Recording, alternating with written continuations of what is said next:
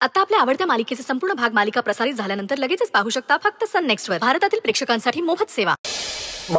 माफ करा मॅडम, मी ओळखलं नाही तुम्हाला.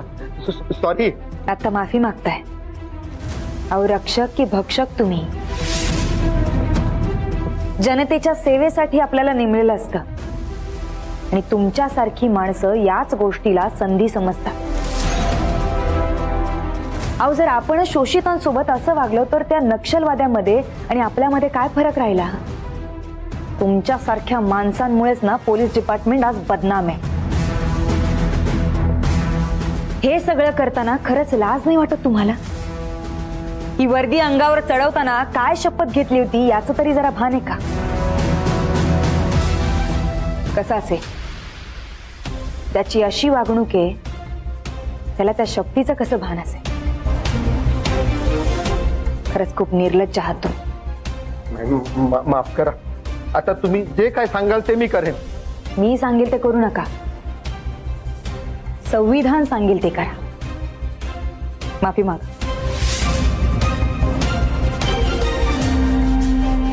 बाई माफ करा मला. माफी नको साहेब, माझ्या मुलाबद्दल सांगा. मॅडम तुम्ही बसा प्लीज प्लीज प्लीज बसा. मी प्लीज बसा ना. मी फाईल काढतो.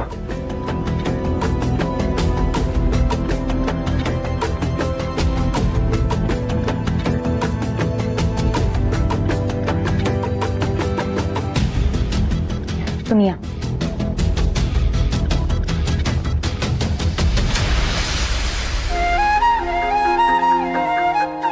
देवा, जोपर्यंत माझी सरू सुखरूप आहे हे मला कळत नाही तोपर्यंत मी इथून हलणार नाही, अन्न पाणी घेणार नाही आणि तुला सुद्धा पाण्याच्या बाहेर काढणार नाही.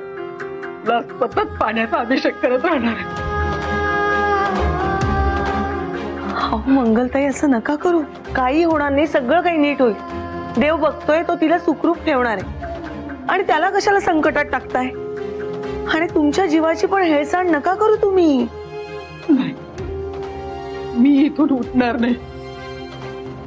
ऐक ना,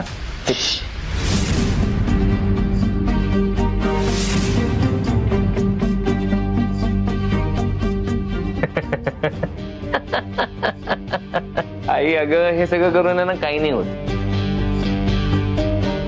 जे नशिबात असतं ते भोगावंच लागतं. आदित्य पूजा झाल्या.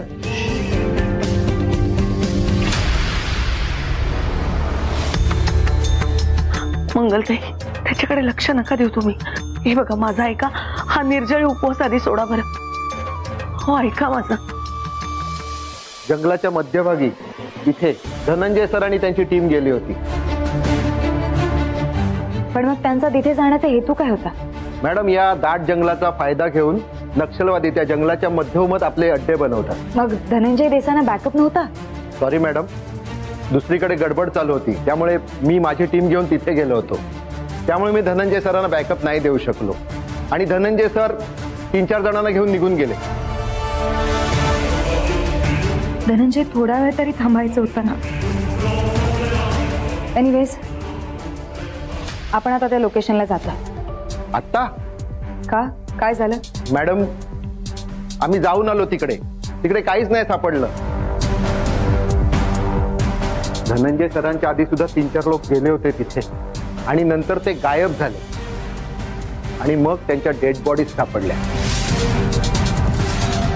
म्हणजे माझा नितीन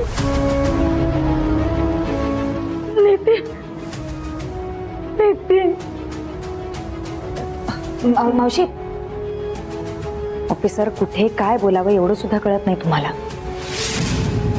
मावशी प्लीज तुम्ही शांत व्हा, शांत व्हा. कुठे असेल माझा नितीन? जिवंत आहे ना तो? हो, आम्ही त्याला शोधून आणू. तुम्ही प्लीज रडू नका. मॅम आता काय? गाड्या काढा. मॅडम कुठे जाताय? जाताय नाही, आपण सगळेच जातो जंगलात. नक्षलवाद्यांना जिवंत काढायला. Yes ma'am.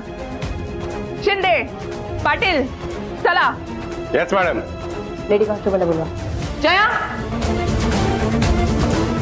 यांची काळजी घ्या. चल.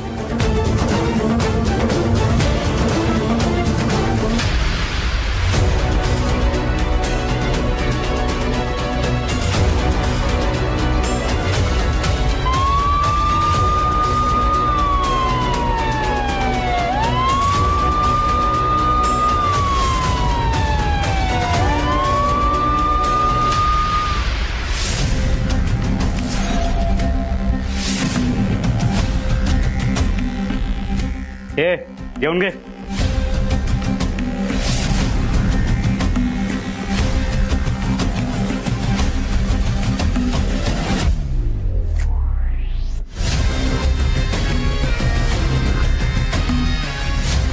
चल जेवण घे. ताकद पाहिजे ना तुला आमचा मार खायला. जेवणार का? मला ताकद पाहिजे तुम्हाला काढायला.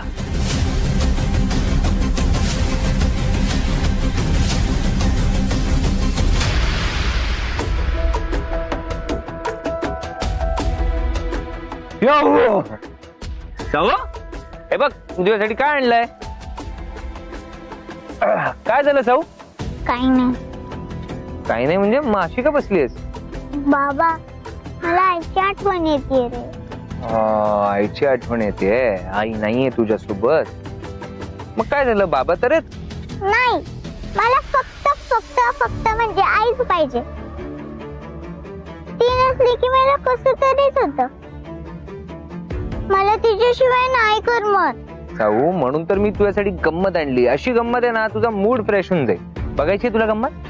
ठीक आहे थांब. आवरा काढावरा गेली गेली गेली गेली गेली छू. हे बघ मी किती प्रकारचे कॅडबरीज आणले तुझ्यासाठी. हा साऊ अगं असं काय करतेस? हे बघ पटकन या कॅडबरीज घे, खाऊन टाक नाही तर मी संपवून टाके ना. मी देणार नाही तुला एक पण. नाही रे बाबा, मला काहीच करायची इच्छा नाहीये.